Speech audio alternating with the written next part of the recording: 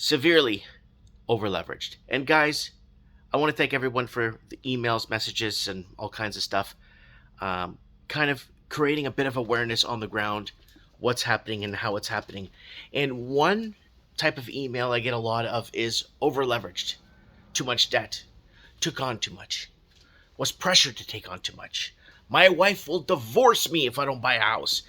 And more people are now starting to face facts as more and more people are pushed into a corner, an economic corner. Remember we talked about this back in 2017, the economic corner the governments were pushed in, and how we had to lock down and all that stuff happened. Well, you guys connect the dots and you'll see it's plain as day. Well, what's happening here? Well, it's kind of important, and I want to touch on an article from our friends here at Better Dwelling, and we've been referencing a lot of their articles over the last, 6, 7, 8 years, maybe 9 years now, talking about the disappearing middle class, the robbing of, or the buyout of the middle class and it's happened in Canada, the blue states of America, Australia, New Zealand, the United Kingdom. And we keep getting reports of people taking even more debt after taking on so much debt, and they're severely over-leveraged and they're underwater. So what is happening? Well, let's take a look. Spare a thought for people living in Canada. This is kind of important, folks, because a lot of people bought overpriced real estate. Canadian banks report 1 in 4 mortgages are 35 years or longer. 35 years? Now, you guys here remembers back in the day. I remember my dad paying off our house in 5-6 years at 16 or 15% mortgage rates, because wages and incomes were tied to real estate prices, not money laundering. So this is a big difference. So now this is going to get very interesting. Let's take a look at what they say here. Watch this. Canadian first-time home buyers are 36 years old on average. 36 years old. Wow. That means they won't have that starter condo paid off by the time they retire.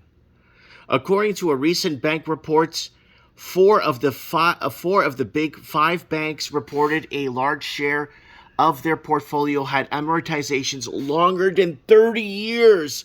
In Q2 of 2023, most of them have at least 35 years or longer remaining as they extend terms to prevent over-leveraged from buyers defaulting. So, over-leveraged. So what are we talking about here? So let's go first here.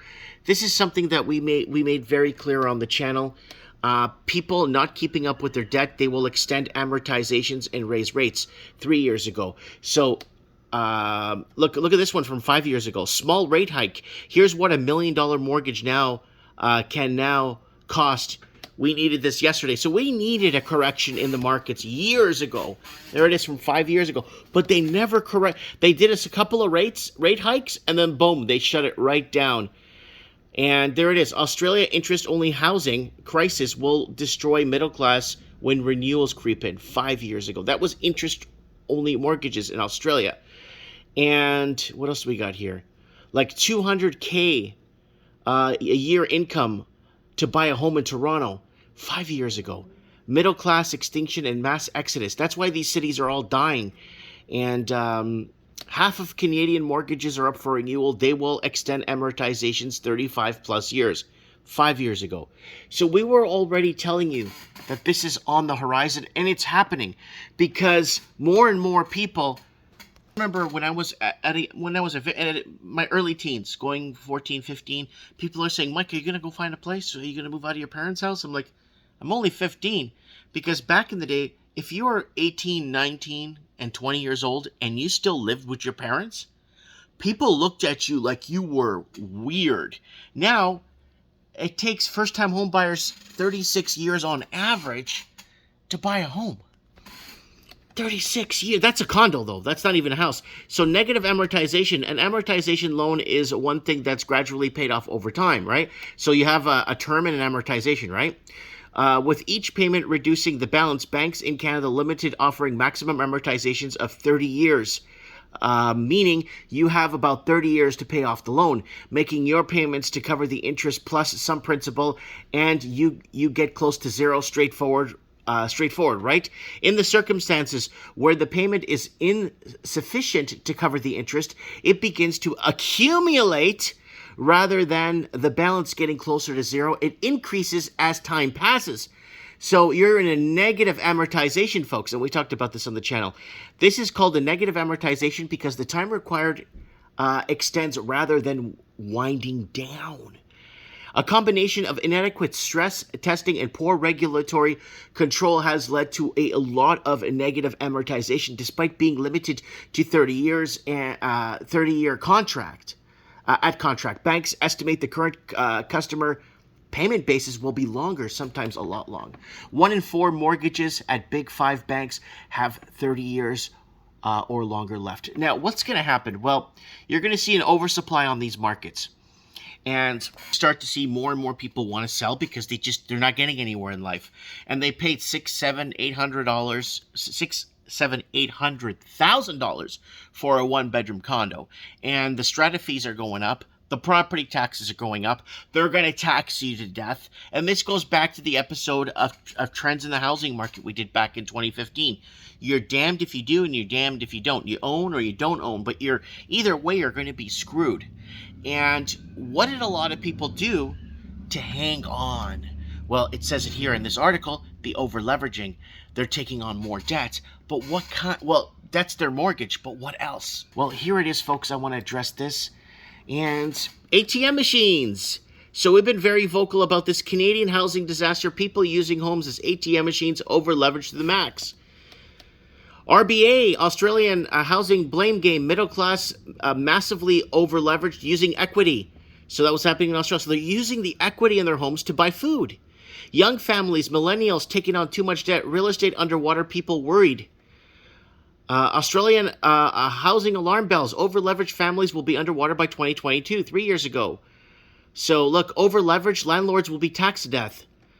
And look at this. Canadians, Australians, Americans, New Zealanders, homeowners going broke, severely over-leveraged, and using homes as ATM machines. So they're not even factoring in, which they probably do later on in the article, the excess debt. I'm sorry, folks. I'm not teleprompter here. So excess debt that people have accumulated over the years. This is severely major. This is something so major. I've been so vocal about this, trying to tell people that debt is not good. Debt, especially if you're playing a blended rate, or, you are paying multiple interest rates. You're playing a blended, you're playing on your credit card, right? A certain percentage. You're paying on your line of credit. You're paying on your auto loan. You're paying on, so you're basically on this never-ending treadmill, and it's not getting any better. So this over-leveraging of debt that people are taking on, and a lot of people were pressured. Does that remind you of anything else in the last 2-3 years where people were pressured? Well, people were pressured to get into the real estate market. People were being told that, hey, if you don't own anything now, you'll never own anything again in your life. You'll never buy in. Now we're going to start to see a massive oversupply on the markets, and you're going to see more and more people defaulting. Why? Well, because they just took on too much debt, and they took on too much, and they bit off more than they could chew. Anyways, guys, I just wanted to do a real estate / financial / update as amortizations go to 1 million years. Ownership is out the window. You'll own nothing and you'll be happy. Pendulum swinging back. Government's losing grip. Narrative is falling apart. And it looks like we're in for some dark times ahead, guys. So brace yourselves. Make sure you stock up on food, water, and basic essentials, because it's going to be a bumpy ride, folks. Mike Martin's here. Thanks for joining me. I have spoken.